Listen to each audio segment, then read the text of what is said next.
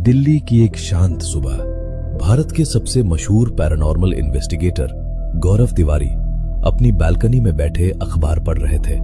आमतौर पर खबरें उनके लिए सिर्फ जानकारी होती थी, लेकिन आज एक हेडलाइन ने उनकी नजर पकड़ ली। मुंबई के हॉकिंस हॉस्टल में युवक पर भूतों का बेरहम हमला, गर्दन और पीठ पर मिले जानवरों जैसे खरोंच के निशान। इंटरेस्टिंग। मुंबई का हॉकिंस हॉस्टल। गौरव ने तुरंत अपना फोन निकालकर हॉकिंस हॉस्टल का फोन नंबर इंटरनेट से निकाला और डायल किया। हेलो, मैं गौरव तिवारी। क्या मेरी बात हॉस्टल के वार्डन के साथ हो सकती है? गौरव ने फोन पर बात करके उसने बैग पैक की और बिना वक्त गवाए उसने अगली ही फ्लाइट पकड़ी और शाम होते होते वो मुंबई की उस हॉस्टल में पहुंचे। हॉस्टल के गलियारे में अंधेरा था। वहां उनकी मुलाकात हॉस्टल के वार्डन गणपत काका से हुई, एक डरपोक बूढ़ा आदमी जिसकी आंखों में खौफ साफ दिख रहा था। साहब, आप दिल्ली से आए हैं? मैंने कहा था फोन पर मत आइए। वो कमरा नंबर 306 वो शापित है साहब। काका, जानोगे नहीं तो मानोगे कैसे? और शापित कुछ नहीं होता, नेगेटिव एनर्जी होती है जिसे साफ किया जा सकता है। मुझे उस कमरे की चाबी दीजिए। चाबी? साहब, मैं फिर से आपको कह रहा हूं, प्लीज वहां मत जाइए। पिछले हादसे के बाद एक तांत्रिक में आकर दरवाजा अभिमंत्रित धागे से बंद कर दिया है। उसने कहा था जो भी ये धागा तोड़ेगा उसकी जान नहीं बचेगी।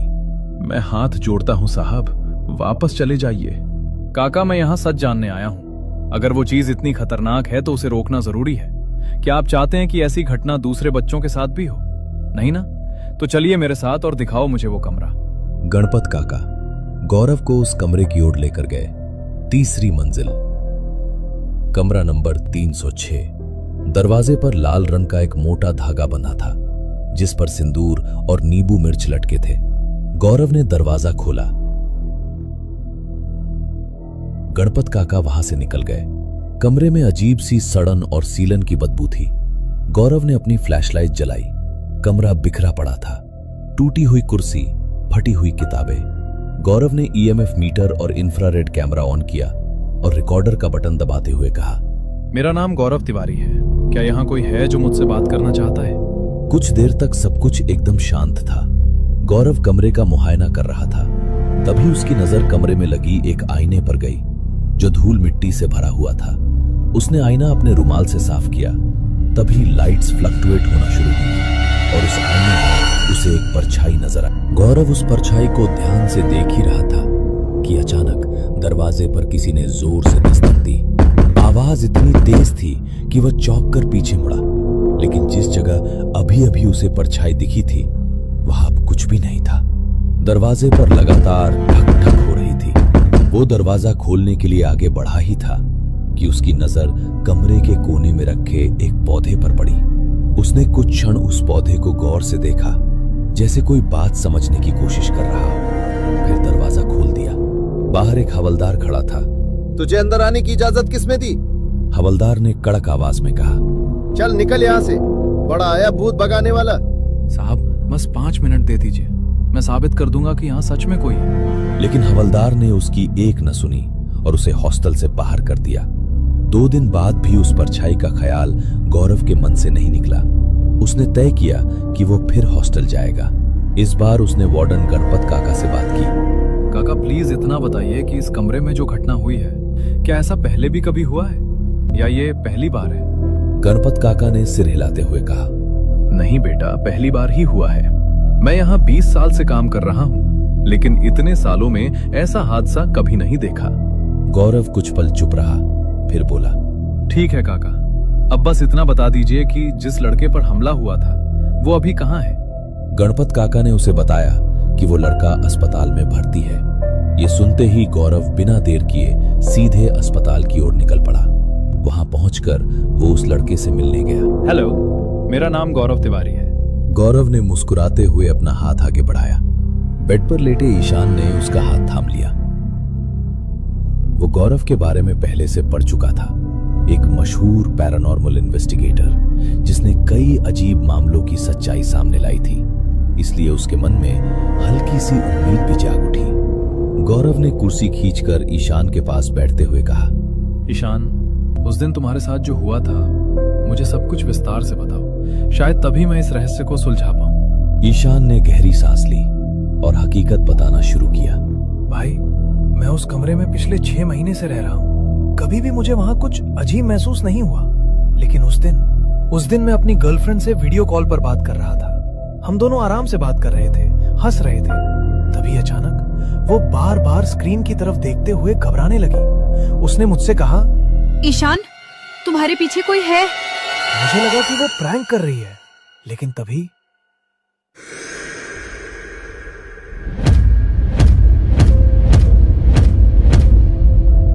अच्छा हुआ कि उस दिन रोहिणी वीडियो कॉल पर थी, वरना मेरी बात पर कोई यकीन ही नहीं करता।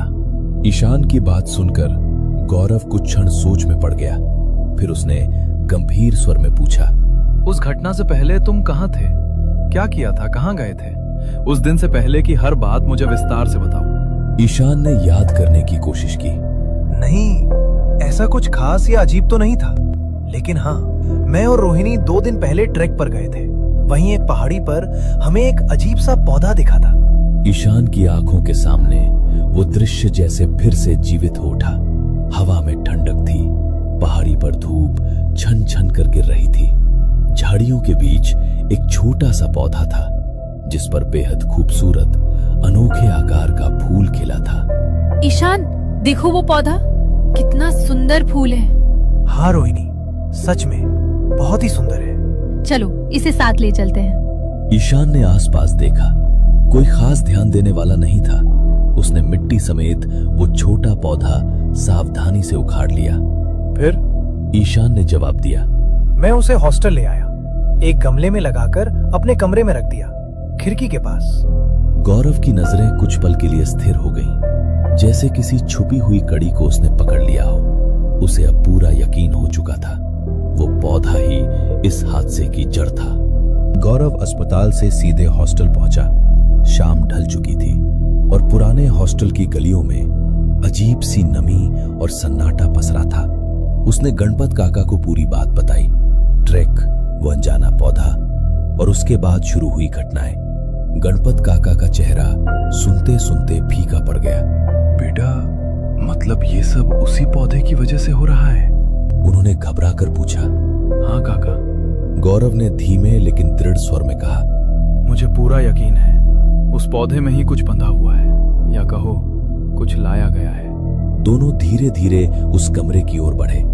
दरवाजा खोलते ही अंदर की हवा जैसे ठंडी और भारी लगने लगी। कमरे में वही गमला रखा था, खिड़की के पास। पौधे के पत्ते हल्के हल्के हिल रहे थे, जबकि कमरे में हवा का कोई झोंका नहीं था। गौरव ने अपना बैग खोला, कुछ छोटे छोटे डिवाइस कमरे के अलग अलग कोनों में रखे और एक को पौधे के पास टिकाया। मशीन की स्क्रीन पर अनियमित तरंगें झिलमिलाने लगी। उसने धीरे से कहा, काका आप यहीं रहें, लेकिन कुछ भी हो घबराइएगा नहीं। गणपत काका ने सूखे गले से हाँ कहा। गौरव ने कमरे के बीच खड़े होकर गहरी आवाज में पूछा, क्या हम दोनों, यानी मैं और गणपत काका के अलावा यहाँ कोई और मौजूद है? एक पल, 2 पल, पूरा कमरा जैसे सांस रोककर खड़ा था। अचानक आईने के चटकने की भयानक आवाज पूरे कमरे में गूंज गई।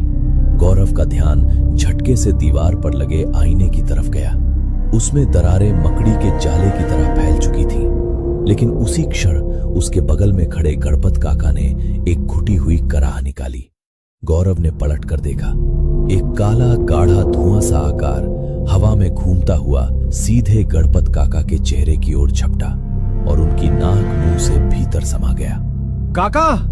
गौरव चिल्लाया। गणपत काका का शरीर अकड़ गया। उनकी गर्दन अजीब कोण पर पीछे झुकी और धीरे धीरे उनका चेहरा ऊपर उठा। जब उन्होंने आंखें खोली, उनकी पुतलियां फैलकर पूरी तरह काली हो चुकी थी, मोटी, गहरी, जैसे अंदर कोई और देख रहा हो। उनके होठ फटे हुए अंदाज में हिले। आवाज उनकी थी, लेकिन स्वर किसी और का, खुरदुरा, भारी, गूंजता हुआ। ये कमरा अब मेरा है। गौरव ने दांत भींच लिए। छोड़ दो उन्हें, मैं कहता हूं छोड़ दो। गणपत काका या उनके भीतर की वो सत्ता धीरे धीरे उसकी ओर मुड़ी। उनके चेहरे पर एक विकृत मुस्कान फैल गई। उसी पल गौरव ने झटके से खिड़की के पास रखा गमला उठा लिया। रुको, उसने गरज कर कहा, अगर एक कदम भी आगे बढ़े तो मैं इसे अभी तोड़ दूंगा। कमरे की हवा अचानक भारी हो गई। गणपत काका का शरीर झटका खाकर रुक गया। उनकी काली आंखें पौधे पर टिक गईं और पहली बार उस अधेरी उपस्थिति में डर झलक उठा। गौरव ने पौधे को दोनों हाथों से कसकर पकड़ लिया, जैसे अगले ही पल उसे चूर कर देगा। आखिरी बार कह रहा हूं, उन्हें छोड़ दो। अचानक गणपत काका का शरीर जोर से कांपा। उनके अंदर से वही काला धुआं झटके से बाहर निकला, एक लहर की तरह हवा में फैलता हुआ और पल भर में कमरे के अंधेरे कोनों में समा गया। गणपत काका की आंखों का काला रंग गायब हुआ।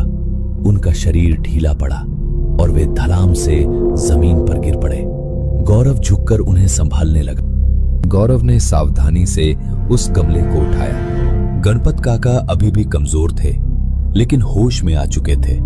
दोनों बिना समय गवाए गाड़ी में बैठे और सीधे उसी पहाड़ी इलाके की ओर निकल पड़े जहां से ईशान और रोहिणी वह पौधा लेकर आए थे। रास्ते भर गौरव चुप था।